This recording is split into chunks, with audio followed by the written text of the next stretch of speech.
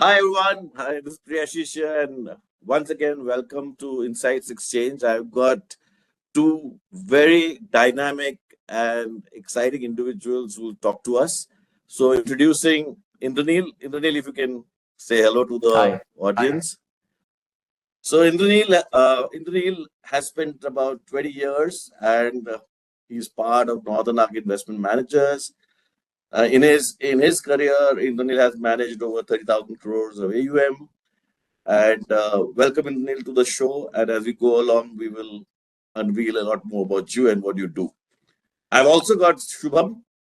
Shubham, if you Hi can everyone. say hello to our viewers. Yeah, Shubham is again part of the investment team. He was markets team earlier. In his Northern Arc stint alone, he has deployed over 3,000 odd crores. So we've got significant amount of heft in knowledge of mid markets and financial institutions in this call today. So, without much ado, can I ask you the first question, which I think which is in everybody's mind today, which is given the context of what is happening in the global scenario and on the commodity space specifically, how do you see this impacting the Indian economy? So, Shubham, if I can ask you for your views first, and then I can go to Indranil and see how that also impacts the credit markets at large. Sure, PD. Thanks for the warm introduction and the question. To start with, I would say wars in current situation are not like past. Earlier wars used to be between the borders and impact the borders of the countries who are involved in the wars. But in current days, a single war could impact any country in the world. And that we are seeing in India also currently. I think essentially this war, particularly for Indian context, there are three things which we need to look for. Inflation, first thing, liquidity tightening, second thing, and then the credit pricing. So, just for example, when I say credit pricing, you would see that the insurance cost for the freight cargoes has increased.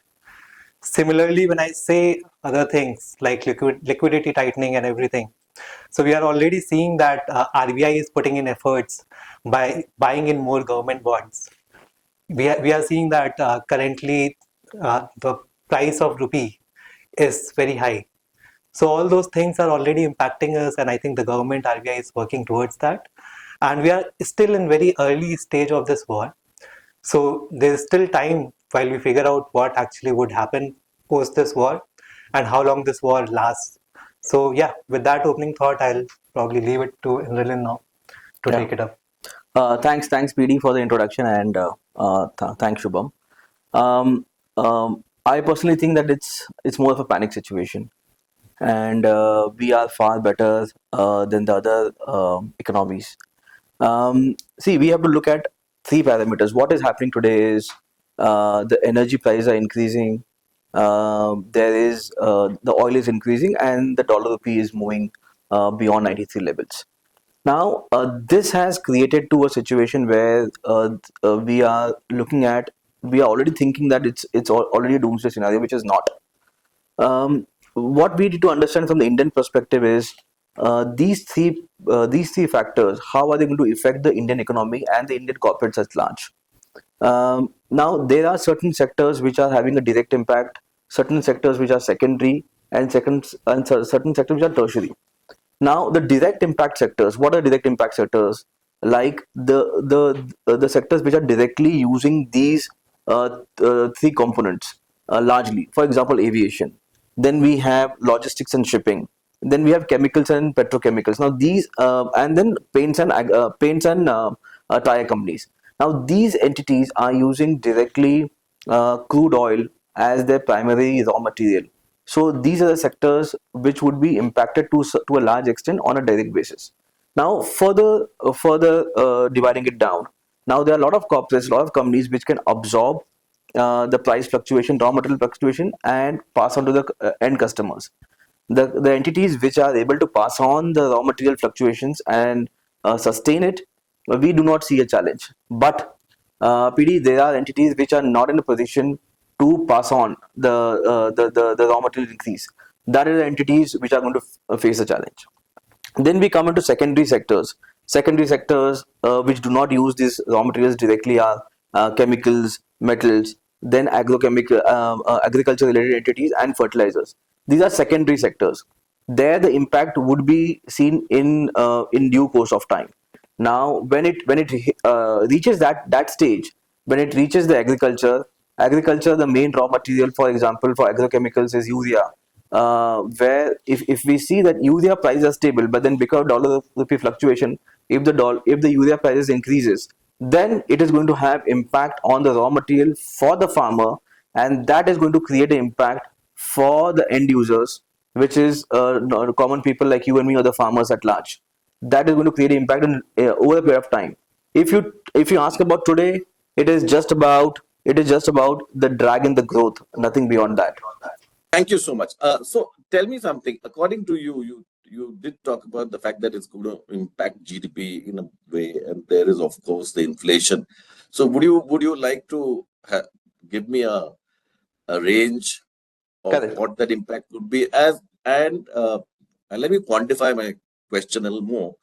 Would it also, I mean, of course, if this war does drag on, will that of course number move, and how much can it move?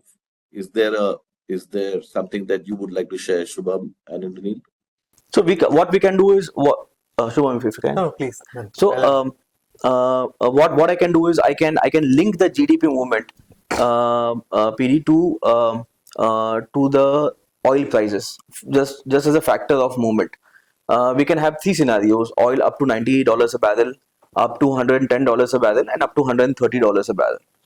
Up to $90 a barrel, as an Indian, as an economy, we are kind of okay, in an okay situation.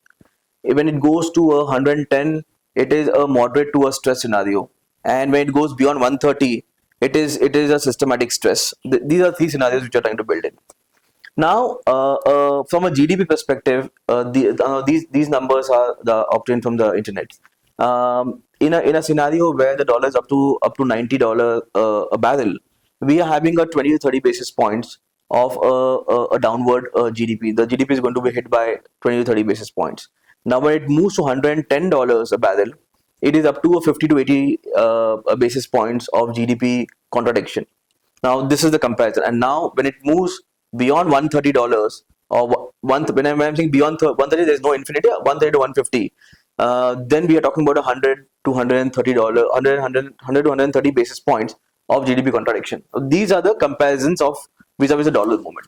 Yeah, and just to add to it, I would like to add that while Indranil mentioned few numbers, but I think we are still pretty far to actually arrive at a particular number. Because right now, if you see, Indian economy is in a pretty good state. If you talk about forex, we have close to $700 billion of forex, which is close to 11 months of our imports. So that is something that we need to look at. So what government is doing, what policymakers are doing. I think if the war is short term, maybe 2-3 months, a quarter, we still have enough buffers in our systems to absorb that. So that shouldn't impact the GDP much. But of course, if the war lasts for, let's say, 6 months or more, then definitely we'll see some impact on the GDP. Okay. So, given the current situation and in the ecosystem of lenders, borrowers, do you think in the short term there will be a change in credit availability, access to credit, and in terms of spreads, will there be an impact? Yeah, actually, a very good question, I would say.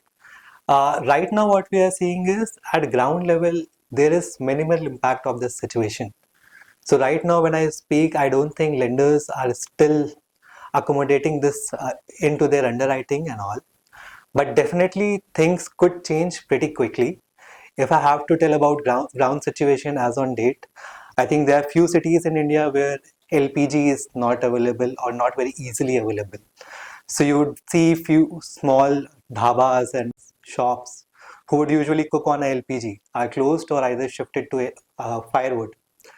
So in that way, I would say maybe if I have to talk about sector, first sector that would be impacted in retail segment could be MFI or unsecured sector, who primarily would lend to a farmer or gig workers, because those are the persons who would be impacted first. But in numbers, we are not seeing that impact yet. We are not seeing that impact in DPD numbers that we see with our clients. So that's something which is still positive. But in long term, I think there could be impact. And of course, liquidity tightening, if lenders see that the stress is there in their portfolio, of course, it eventually leads to liquidity tightening. In that case, we would have to see how RBI reacts and how larger lenders in terms of PSUs react to that to generate the liquidity and keep the liquidity in the system. So immediately I would say not enough impact, but definitely liquidity in the system is something that we need to monitor quickly. And also this probably is a very good time for investors, be it equity investors, be it debt investors, to look for the right opportunity. Because if you see in terms of equity, there is an impact in the market. In terms of debt, this is probably the right time to identify the right assets and lock the price, because you can price the risk accordingly currently and take the benefits in next few years for that. I feel this. I feel I'm looking it as a opportunity in a stress scenarios. Um, uh, See, what is going to happen in near term is post March there is going to be tightening.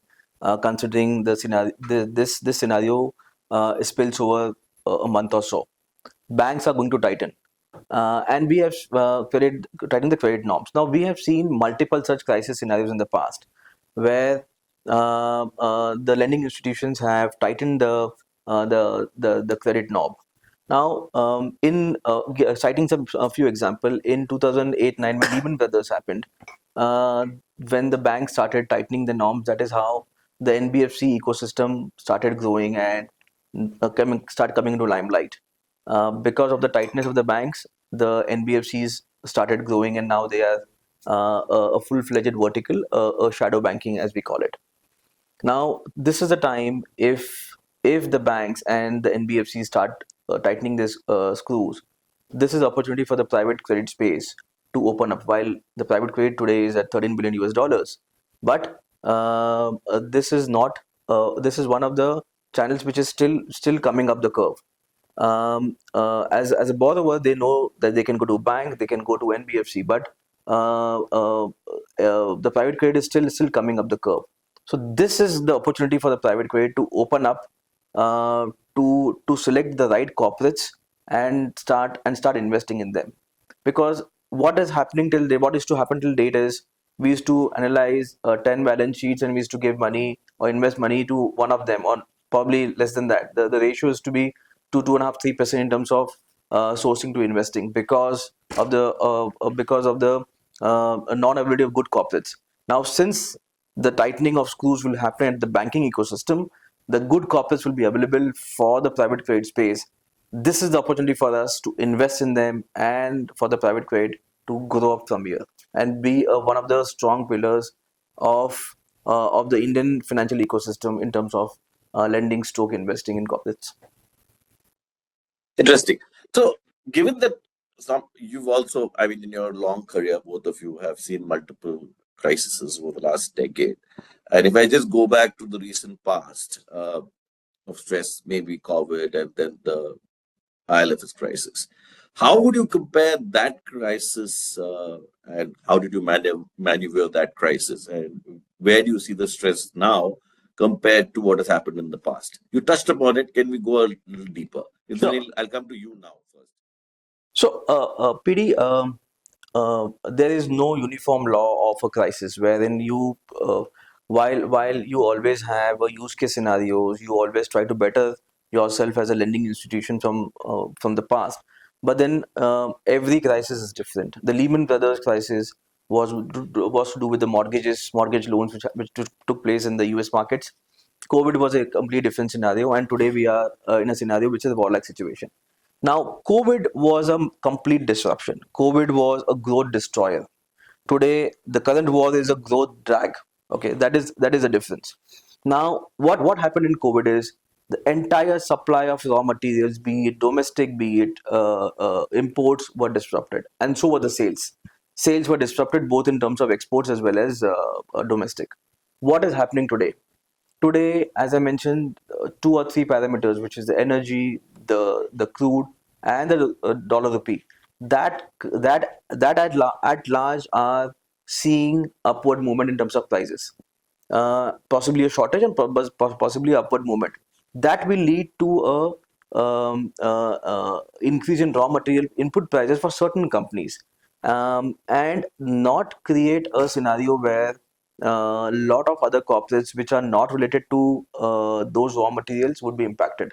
Let us understand that over the period of time, we have our dependency on services also have improved to a large extent.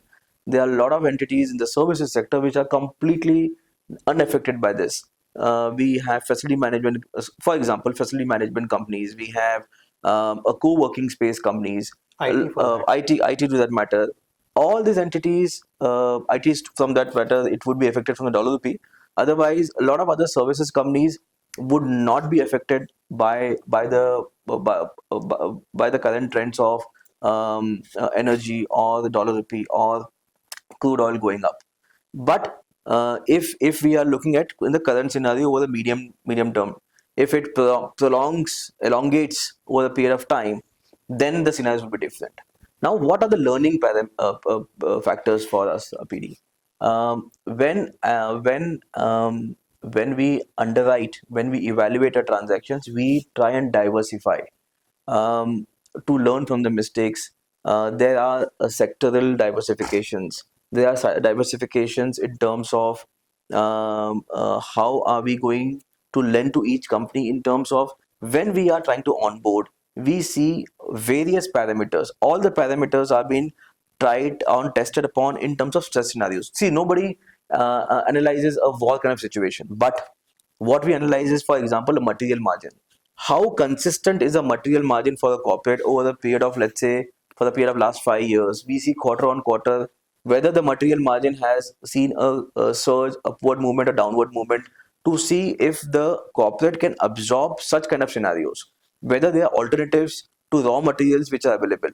How are they diversifying in terms of their raw material? Are they single raw material backed company? Are they single supplier backed company?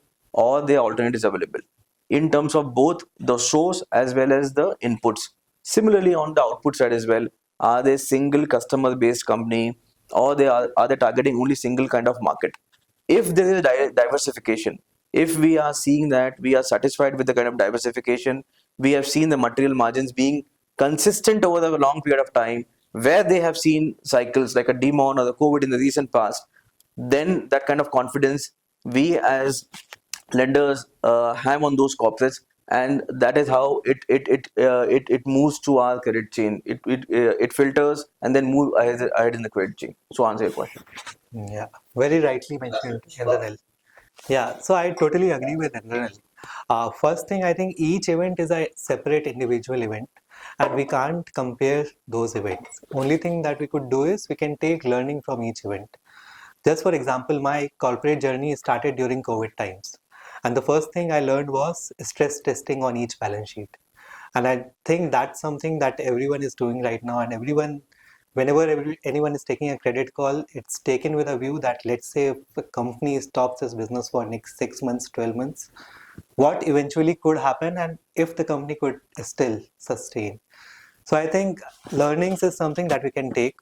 In terms of comparison, COVID was something where everything was halted. So there was no economic activity, there was no transportation, nothing. Whereas in current scenario, as Indranil already highlighted, nothing has been halted.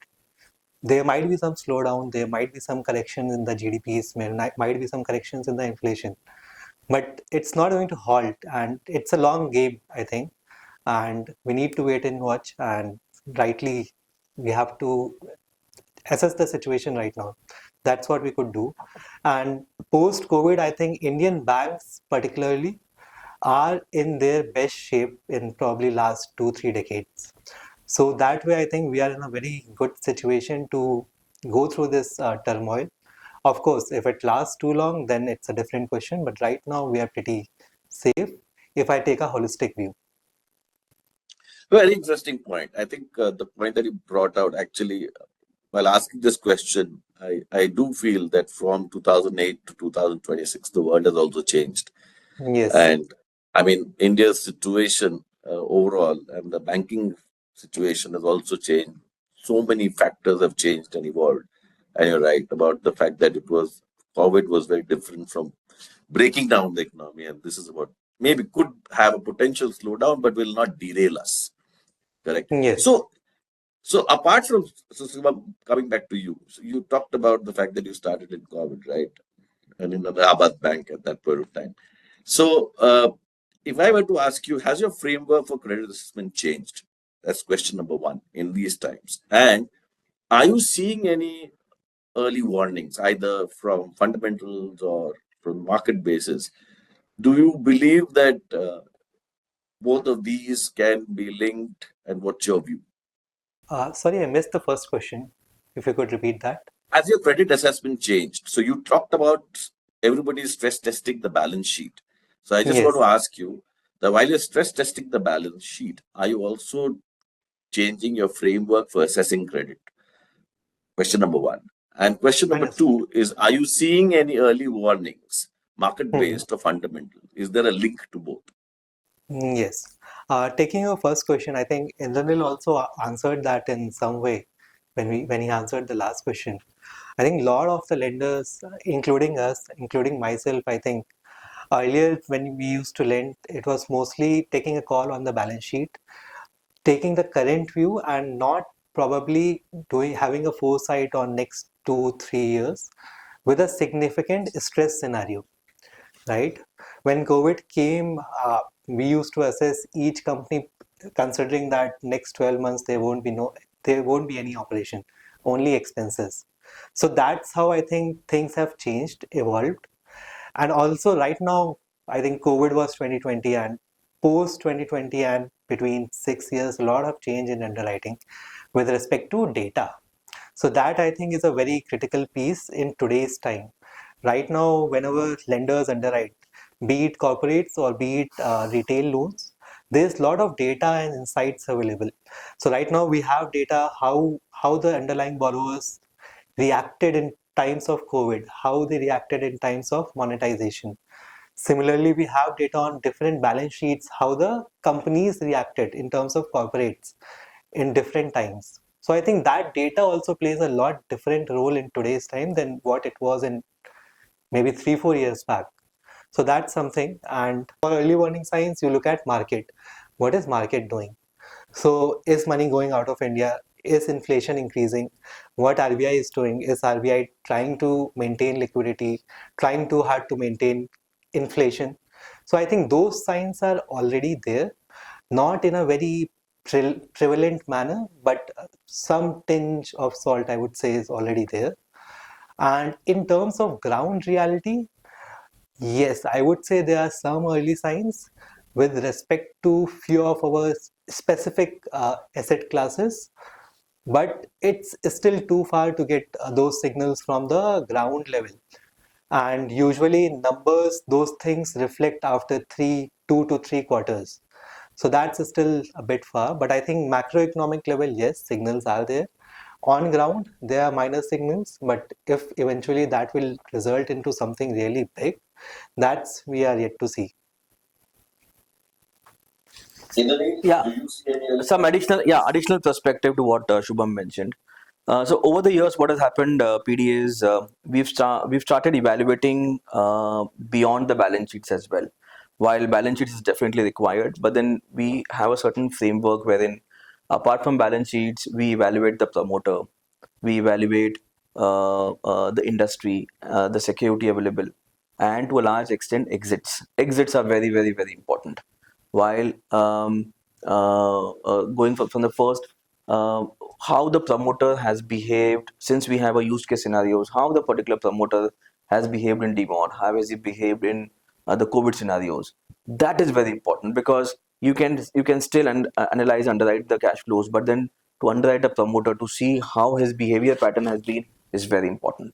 Then you talk about the kind of securities collaterals you have, the kind of industry the entity is in, because as I mentioned about the primary impact, the secondary and tertiary, we want to be away from the primary impact. We want to be largely into the tertiary and the non-related, which is the services sectors largely, so that this impact can be minimized. And so that is the, and then the exits. When we are talking about exits, PDB, while we all analyze cash flows, all the entities which we try and underwrite, we ensure that we have got at least two or possibly three routes of exits, so that any kind of situations arises, there are options available for us to move out. That is on the learnings from the past. Now on the second part, PD, what has happened is, we fortunately are in a space where we have very, very strong regulators. Now, the regulators framework, the guardrails have been so strict and stringent that in a way that has helped us right from the Lehman Brothers crisis to even in the present scenarios. We have seen in the recent past that the US markets are not being faring well, at least in the private credit space. But this somehow was sensed by the regulator 2 years back, and they have tightened the screws so in such a manner that earlier the private credits were allowed to do kind of take over the limits of other private credit entities and kind of extend the tenors and all. But that kind of so to called evergreening has been stopped by regulators, being very, very tight on us. So that has helped the industry to not fall into those traps or those so-called loopholes which were available earlier. And we are blessed to have such kind of regulators with us. That leads me to actually thank you actually to bring this perspective in. So, do you think is there a I mean, maybe it's too early to say, but do you think there is a change of policy, or do you see regulatory intervention, policy intervention happening in this case? Like in COVID, we did see a lot changing, right? And like you rightly said, we've seen the changes in the US. So, if I were to ask you, is there a possibility of changes in policy and regulatory intervention? Certainly, certainly, I do envisage that the way the government has stepped forward, the regulator has stepped forward in the difficult COVID times, where the ECLGS schemes were provided to affected in sectors. There were multiple schemes which came up. Initially, the scheme was sector agnostic, and then later, when the COVID opened up, or the industries opened up rather, then the relaxations were given to certain sectors, and certain sectors which were badly affected. For example, hotel industry and all, they continued to get relief through ECLGS schemes, through multiple ECLGS schemes, and they saw that none of these sectors were affected.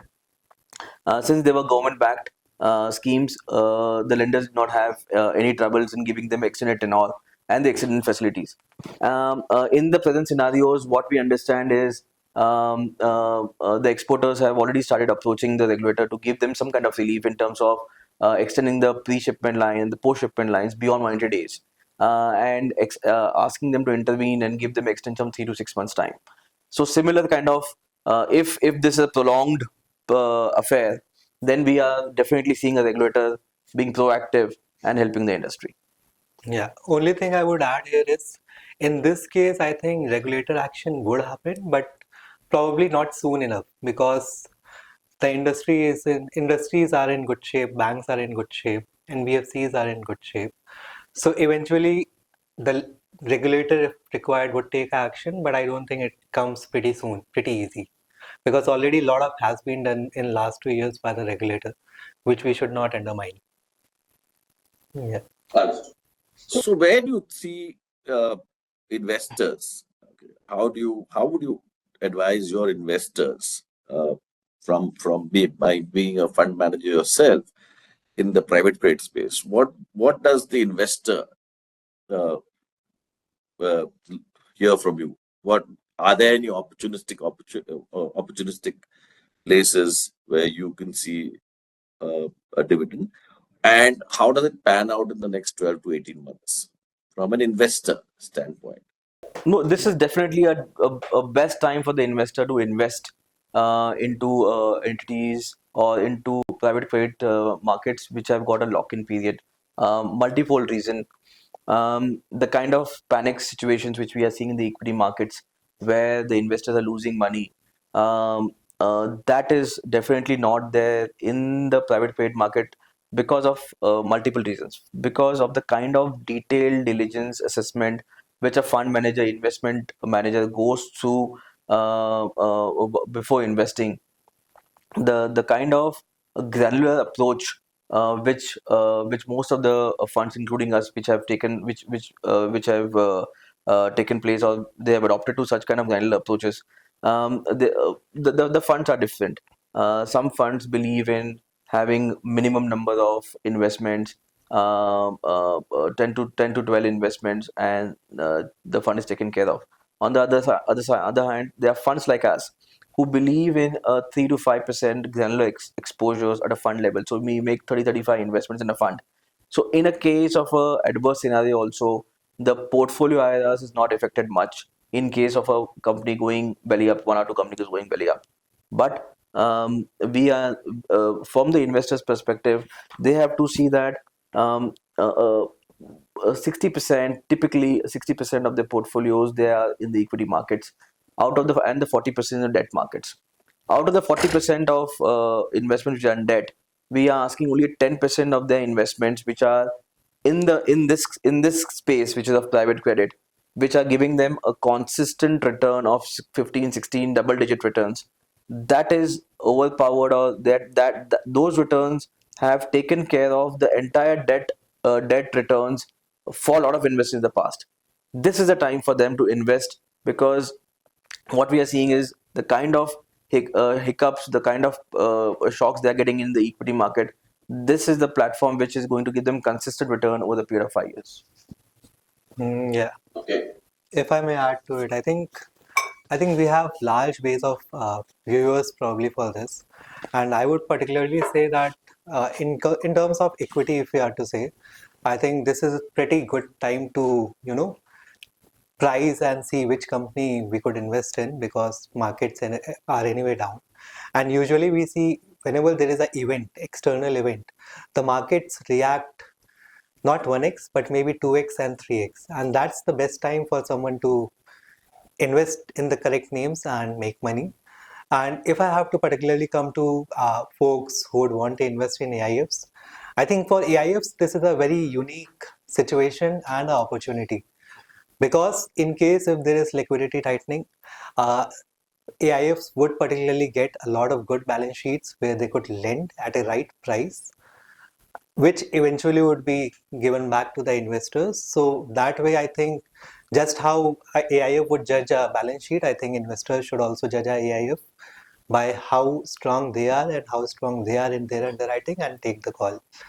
And overall, sector-wise, I think it's a right time to find the right names and invest in those names, because we know situations happen. COVID came, but it did not switch off everything.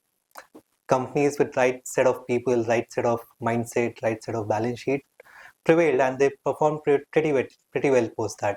So that's how we should look at it. This is a opportunity in disguise for most of us who are there right now. Understood. I'll just quickly, maybe because I've got some viewer questions, so I'll probably read it out because. So the first question is: post 2008, NBFCs emerged as key credit providers. Given today's tighter liquidity and higher rates, could we be seeing a gradual shift towards AIFs and private credit as increasingly important funding sources? Yeah, I think that shift is anyway happening, and we have seen over last, I would say specifically last 1 or 2 years, AIFs have taken a sizable chunk in credit market. So that is happening, but NBFCs still have their own niche areas, and they are there. So, and India is a big market. We have a population of close to 150 crores, and in that, close to 50 crores are rural population, which is it's still largely unpenetrated in terms of retail segments. And similarly, in terms of corporates, also, I think India is a huge market, and it's in a growing phase. So, unlike some of the matured economies, I think India is the right place for everyone to grow. NBFCs definitely will grow, and AIFs have their scope, which is slightly different than NBFCs, and they have their own niche area where they would definitely grow. So I won't take it as a fight between NBFCs and AIF. I don't see it like that. Both have their own space, and they both have enough room to grow, especially in a country like India. Indranil, your views? No, I kind of covered it. I personally feel that this is a opportunity for AIFs. The way the NBFCs have grown in the 2008 scenarios, post 2008, because the differentiating factor was they were underwriting and they were giving flexibility in the end use. Today, the private credits are in that position to give end use flexibility, and if we are able to underwrite good balance sheets, this would become a good force in the next few years to come. Considering the NBFCs which were smaller in nature in 2008 have now swollen up to some of them have swollen up to be as large as few banks.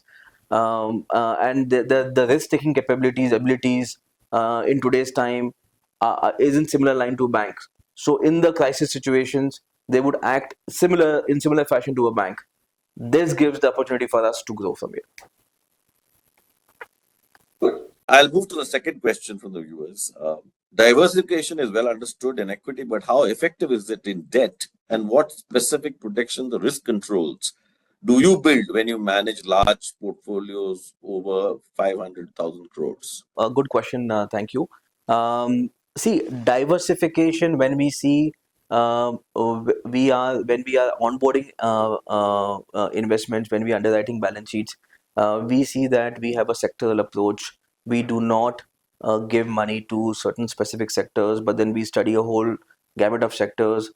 We have guardrails in terms of what percentages should we invest in manufacturing, what percent in services, transportation, logistics, pharmaceutical, chemicals. All of that is designed in such a fashion that there should not be any scenarios which are currently we are facing. When we started this conversation at 5 o'clock today, this is exactly what I mentioned, that there are multiple sectors which are primary hit, secondary hit, and tertiary hit.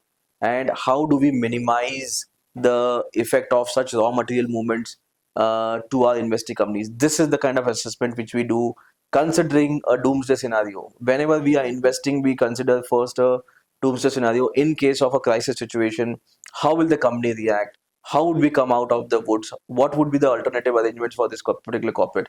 This is the kind of analysis which goes into managing or investing into such balance sheets. That is how the diversification takes place. Now, when we have multiple layer of approach, where we have some originations team, investment team, risk team, then at many a times we also engage with certain external parties for doing diligences which are financial in nature, forensic in nature, and then the IC committees.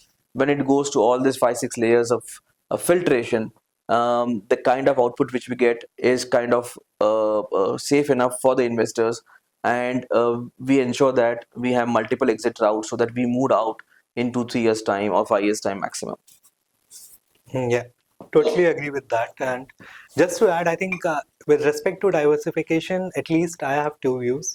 First, you diversify, you grow, and that's the approach I think that most of the balance sheets would take.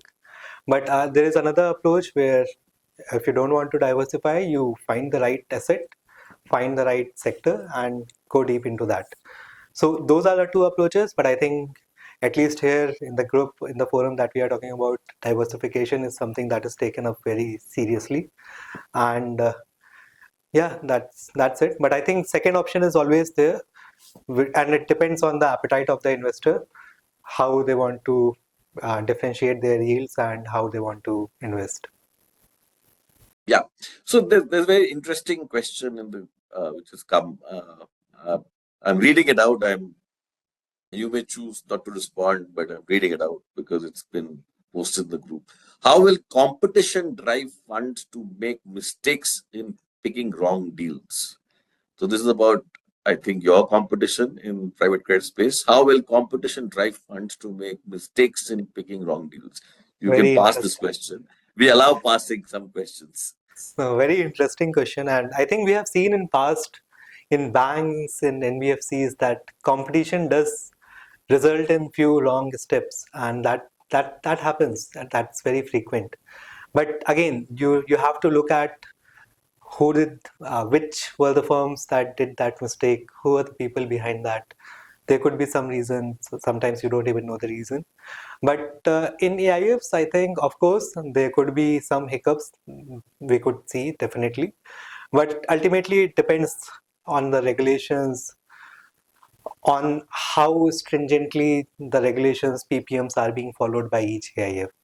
I think, at least to date, what I know, what PPMs we have are very diligent. And if someone makes a mistake by surpassing that, that's an individual's mistake, I would say. But mostly there are regulations and everything which are there to stop the wrongdoings. And I think, again, it depends on the pedigree of the AIF. We would definitely see wrong things may happen, but yeah, ultimately, as investors who are asking this question, I think they need to judge the pedigree of the AIF, and that definitely will answer their question. Understood. I'll go to Indranil with the next question. Indranil, the question is, if rupee devaluates, will NBFCs who have gone for dollar borrowing, will they get impacted? Yeah, certainly. There would be impact on the NBFCs, but then we have to appreciate the treasury management which the big NBFCs have been doing, where they are managing their borrowings in such a fashion that they're not fully dependent on either the CPs or the NCDs or the term loans or the short-term borrowings or ECBs or dollar-denominated loans. So even if it is there, there would be an impact to some extent. But the treasuries are smart enough to handle this kind of, and I'm sure they would have hedged by this time. So should not be a sizable impact on the NBFC treasuries. Understood. I think I'll take one last question. I think if RBI tries to manage devaluation of rupee, will liquidity get impacted? We have just this one last question for you, Shubham. I think RBI is already doing that.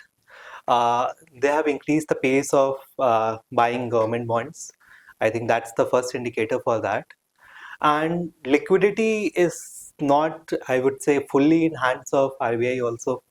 And given the current situation, I think liquidity is pretty much there, and RBI has done its bit to maintain the liquidity.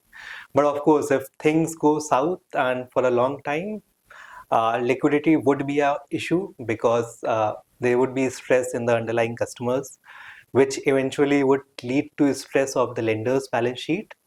And to manage that, RBI has the appetite, but I think everything can't go to lenders, and there are more things that RBI needs to look at. One more last question. In a worst case scenario, crude remains up, rupee devalues, won't there be a risk of stagflation? In that case, what shall be the impact on private credit? See, as I mentioned about diversification, I'm not saying that there will be zero impact. There will be certainly there will be some impact for sure, but then that impact would be minimized as compared to large lenders, because of the approach which private credits have been adopting since many years, in terms of having approach in such a way that they would have services sectors which are neutral to these cases. They would have certain entities which are not heavily dependent on imports. There are certain entities which are not getting affected by the rise in the crude prices, or there are entities which are net exporters. And now, wherever I have evaluated balance sheets in the past eight odd years, since Demon, we have emphasized on entities which are net exporters, because the dollar rupee has been moving in that particular fashion since then. Um, um, Typically, the compliance to hedge the imports is on the smaller corporates is not being seen at large, because that comes with certain kind of cost factors and the margins get affected. So to negate that, their concentration has been always to lend to entities which are net exporters. So to a large extent, if they are exporters, if they are services entities, if they are not on the tertiary sector, to that extent, which is a large portion of the private credit ecosystem gets becomes unaffected. Yes, and then there'll be some small portion which would be affected, but there'll be a balancing out which will be carried out. PD, actually, I have a question for you. So, you head Altify and there is a huge customer base there. So, what you are hearing from them about this current scenario and what's your ground sense on this? Oh, actually, when we look at, so we were doing some, it's a very interesting question, actually. So let me give you some context.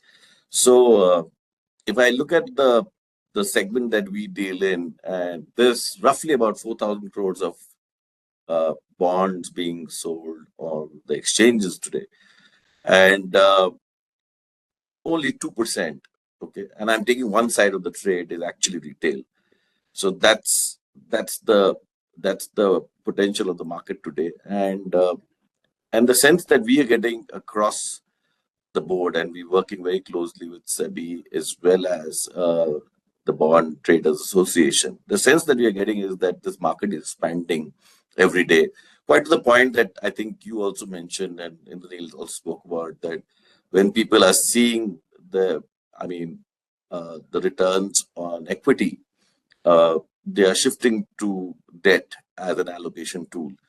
And interestingly, by the way, when I was looking at data, the credit funds have, it's credit mutual funds, right? And if you look at the AUM contribution in debt, has declined significantly. So this money is obviously moving somewhere else because it's the same risk reward perspective of a customer. So it's moving to bonds, it's moving to AIFs, and it's moving to PMSs on the debt side. And we feel that this market, which is now 100 crores a day in retail, retail means individuals who are buying on the platform, can easily be 4 to 6% in the next maybe 12 to 18 months. That's the opportunity, and people have been buying. We've also seen, of course, that we believe that we should work with the regulators to bring out the risk as well, like you rightly pointed out. So we are working closely with regulators to see how we can be more, uh, should I say, informative to the customer when he makes that buying decision. So as a platform, I think we are the ones who do a suitability before we allow a customer to buy a bond. It's not really mandated, but we thought, because we are client centric, because of the group that we come from, because of our preeminent leadership in debt over the last 16 years, we believe that individual customers should know what the risks are and what the returns are. And we are starting a new campaign which calls Samajh Ke Invest Karo, right? It's quite like, it's a little different. When people are talking about high returns, we are saying Samajh Ke Invest Karo, because there's a lot to see. Of course, 7 can be greater than 12. We're also saying that. But I see retail participation growing, and with the growth comes the responsibility. And as a platform, as a market participant, and as a responsible group, we will do everything to protect our retail customers. I think that's what I would respond as. Yeah, good to know that. And I think we are up for exciting times. So, yeah, positive and hopeful. Absolutely. Thank you, Indranil. Thank you, PD. Thank you, Shubham Thanks, Katiyar. Great to have you. All the very best. Given the leadership that you have in the private credit space, I know you guys will rock and roll, and you will take care of the customers as well. Thank you so much. Thank you. Thanks, And PD. bye-bye. Thanks, everyone, for And joining. thank you for everyone who's joined us. Thank you for your comments. Thank you for telling us your feelings. Thank you very much, Mr. Chatterjee. I saw some good words you put for us. We will continue doing this. We'll continue coming on Insights Exchange, and we'll try to bring perspectives from various parts of the market, not only debt, but also equity and commodities. So looking forward to having you over the next time. Bye-bye and have a great weekend.